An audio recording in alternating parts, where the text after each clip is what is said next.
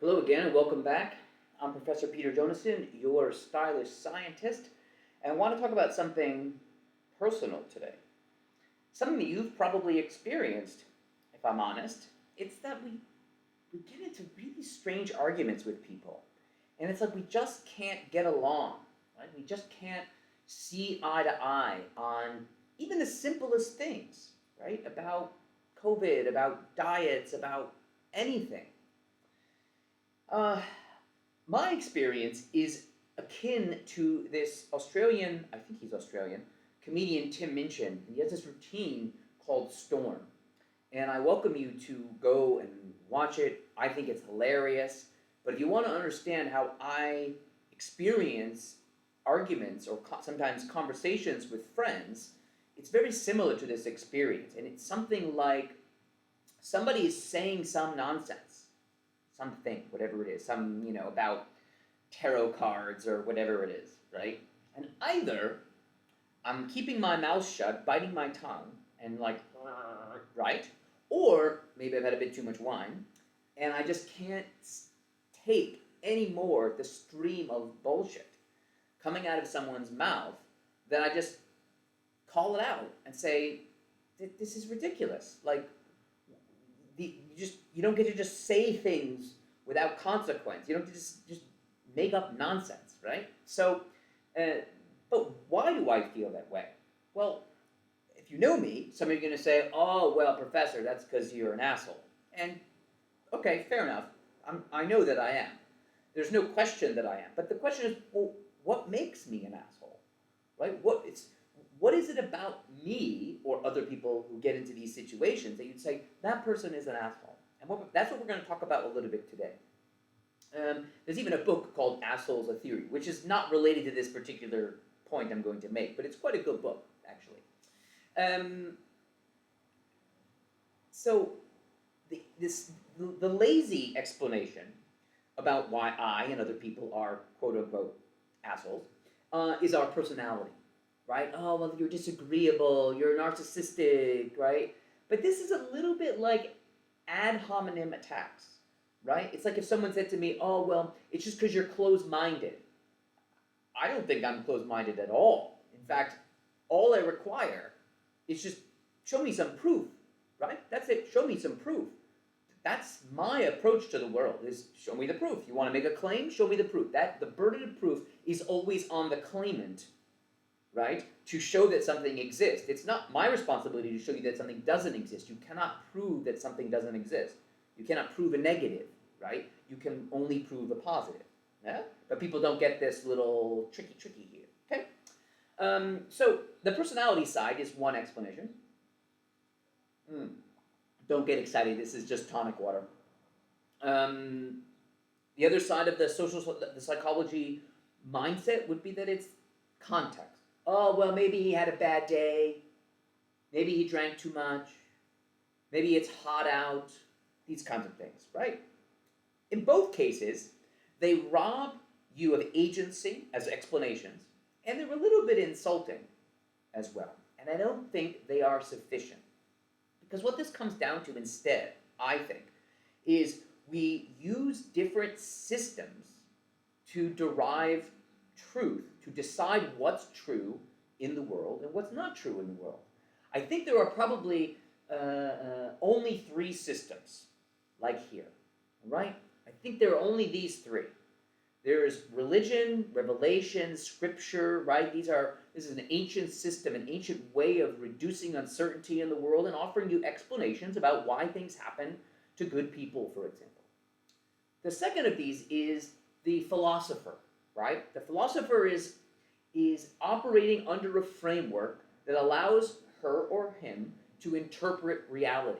It's a little bit similar to the religion sense, but it doesn't require a deity or anything like that, right? It's just simply that if, for example, with syllogistic logic, if X is true and Y is true, then the conclusion must be true, this type of thing, right?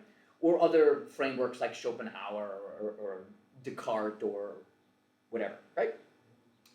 And this is the home of lawyers. This is the home of a lot of kind of YouTube celebrities, right? Where they don't really have any scientific quote unquote credentialing, right? They haven't done any studies, but they say things that sound really logical. Oh yeah, that makes perfect sense, right? Like people like Deepak Chopra would be one of these. And there's of course more modern examples, but my favorite is always Deepak Chopra.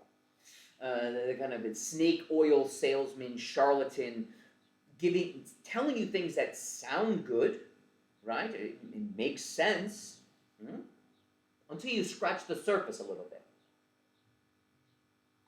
The way you scratch the surface is the third one, science.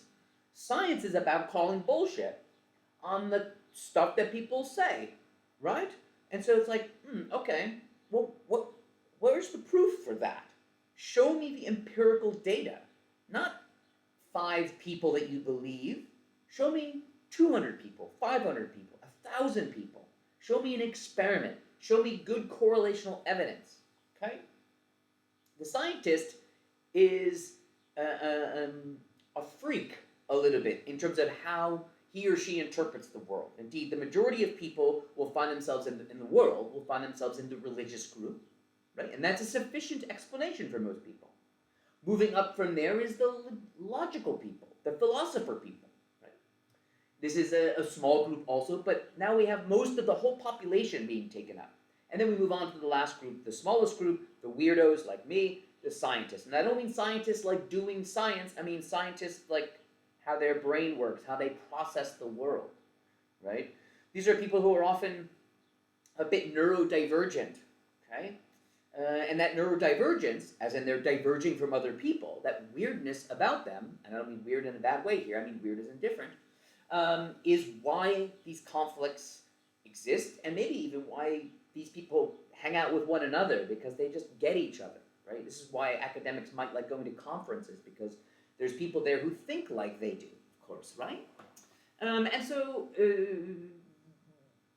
I'll come back to scientists more in a minute, but these 3 things, these 3 ways of viewing truth, or coming to truth, understanding truth, are not mutually exclusive. What's probable is that we score on the degree to which, right? There are religious people who also are heavy scientists, right? This is not uncommon, right? So they're not mutually exclusive. There's likely some idiosyncrasies, like particular things you're religious about, but particular things you're scientific about, particular things you're logical about. I don't mean logical like in the typical use of the word, I mean the philosopher's version of the word logic. But what's more interesting is that they can be in conflict with one another. So in our brains exists the possibility to hold conflicting ideas. Now, I struggle with this. I try to have a very fully consistent brain, and that's one of the things that makes me probably very weird for people. But people can do this, right? So you can have a religious person who makes logical errors, right? They misunderstand the idea that humans evolved from apes, therefore why are there still apes, right? So there's a permeable boundary between these things. There's scientists. I'm not going to say all scientists are somehow holier than thou, perfect creatures. They make errors too. They pursue in things like zombie theories, like in psychology, the idea of ego depletion or the imminence of patriarchy, right? Despite evidence to the contrary, scientists will continue to pursue pet theories because of their religious perceptions, like religious kind of approach, and that they won't let these ideas go because they really believe, right? This is like Mulder from the X-Files, right? I want to believe, right? I want to believe that patriarchy is the greatest evil in the world, and so I'm going to do everything I can to keep pursuing this, even when somebody presents me with evidence that says, not only does it not exist, I don't even know how to define it, right? So, and then the last group, the logicians, the philosophers, they make errors too. One of those errors is called scientism. And they say, okay, look, the world is complex. Yes, totally reasonable. Therefore, you should use more complex statistical analyses. No, that's not what you should do. And as we'll talk about in a minute, there is this reification of overly complex models as we move to this world of big data. So, the last one, of course, the last of those three that we discussed is my favorite, science. But why are so few people scientists, and why do really scientific-minded people get into so many arguments with people? Yeah? It's not just because they're jerks and all these things, or they're closed-minded. It's because doing science is a hard thing, right? Thinking that way is hard. Learning how to do it is hard. It's a slow process. It gives you slow answers. It is a conservative enterprise. I don't mean conservative politically. I mean conservative as in it only wants to have the bare minimum information, right? It's not like, oh, look how complex, look how beautiful the world is. It doesn't work that way. It's probabilistic. People don't like probabilistic statements. People like black-white statements, right? People don't like nomothetic statements, but science is nomothetic, right? You say, oh, well, what about my friend Susie who's different? Well, what about her, right? All sciences are probabilistic in their very nature, right? And lastly, because it's abstract. It's less tangible for most people in the way our brains are biased to work. As Stephen Fry said, science doesn't care about your feelings, but most people do care about their feelings. And so if a finding is offensive, right, this makes them think, oh, well, therefore it must be wrong, right? No, it doesn't matter whether you like it or not. What matters is whether it's true or not. And so this approach to the world is part of this neurodivergency in scientific-minded people. And there are dispositional kind of reasons why people go into science, like people self-select into fields of study, but then those fields of study teach them. So the more successful a scientist is probably a function of, one, their self-selection, and then two, the training that they go through to see the world in a particular way, right? To not be convinced by superficial evidence, right? Pay no attention to the bells and whistles, right? Let's really get down to brass tacks here. What's going on here, okay? But as we are trained in science, what we're trying to do is move from a lowercase t, which is what most people are interested in, to a capital T, right? T, little t for truth, capital T for truth. At the lowercase t level, there are case studies, anecdotal evidence, YouTube bullshit, right? As I'm speaking on YouTube, I understand the irony here, okay? We are really enthralled with this. So, the case study of the psychosis of Hitler, or the narcissism of Trump, or all these kinds of things. We're really convinced at the level of person, for good evolutionary reason, because we weren't collecting data of thousands of people for millions of years, right? We had maybe a sample of 5, and we had to draw conclusions from 5, and so our brains aren't scientifically designed machines. That's one of the reasons why science is so hard, is because you have to beat millions of years of evolution that designed your brain to overgeneralize for self-protection reasons, okay? Once we move to a slightly larger T, we get to correlational evidence. We all know that correlation does not equal causation, but I cannot tell you how many people, well-trained, well-intentioned, make these errors, right? They are convinced by things like big sample sizes, overly complex statistical designs, right? They're convinced by even the statistical analysis itself. As I tell my students, one of the errors that a lot of people make is they assume that if it's a t-test or an ANOVA analysis, that makes it an experiment and or of better quality, more trustworthy, than if they use a Pearson's R, which is a correlational technique. No, a natural group's design, as I might use, right, looking at maybe sex differences in psychopathy, is no more powerful than correlating naturally occurring variability between, say, psychopathy and the temperature outside or something like that, right? They're just simply looking at the naturally occurring variability. It just happens in the case of sex right? There's the naturally occurring variability is really just one or two, right? Male, female, female, male, however you want to code it, right? And so that just means the statistical analysis you run is slightly different, but it doesn't mean you're approaching any better, claim to causation, right? And that's where you get to the big T, right? Experiments, the coup de grace of science. Now, I don't mean science like chemistry and biology. People often mistake science with these things.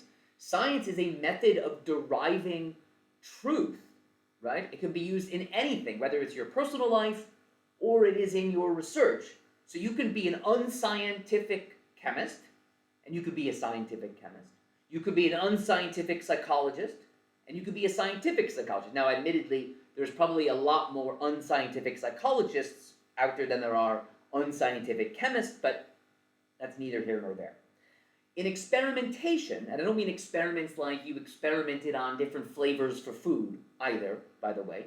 I mean you control variability, right? You assign, I wanted to know whether my food tastes better if I put in this or this. Will I take a sample of 50 people and I give them this recipe, and I take a sample of another 50 and I give them this recipe, and I give each person those 100 people an equal probability of being assigned to either group. This is called random assignment. So I manipulate my independent variable, which is something about the taste of my chicken pad thai, let's say, and then I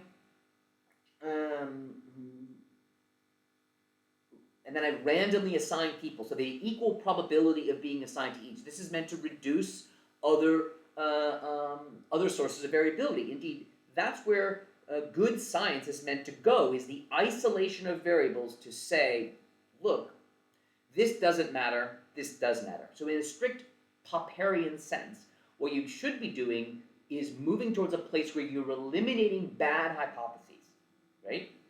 Yeah? You can't really do that up at the case study level, right? You're just describing some person and you're making some case logically. Correlational evidence, you get a little bit closer, but you're still not really, it's very hard to reject hypotheses even still with correlation, because there's an unfortunate problems of the way correlations work. Everything's correlated with everything, right? But experiments are the best way of doing this, because what good scientists are trying to be are like samurai.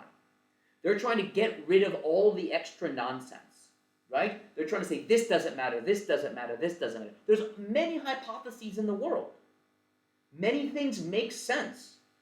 But okay, show me good data that that's true, right? Otherwise, I'm not going to believe it, right? That's what you should do. You shouldn't buy someone's product because they provide you a convincing case with anecdotes. No, where's the data that this will make me thinner? Where's the data that this will cure my cancer? That's how you should see it. Don't be convinced too easily. So the scientist up here, right, is a samurai, right? But when we move up to most people, they're Baroque artists, right? Look how beautiful, look at the complexity of the world, it's so amazing. But the scientist says, okay, but we're trying to get rid of. So it's a much more minimalistic approach to the world. So nevertheless, I hope you will try to be more samurai in your approach to the world, right? Remove superfluous nonsense out of your brain, out of the world. Don't be convinced by the Baroque bullshit of people on YouTube and other things like that selling you some magic cure, some snake oil salesman, if you use an old term, all right? So, that's all I have to say. Like, share, comment, and be a samurai.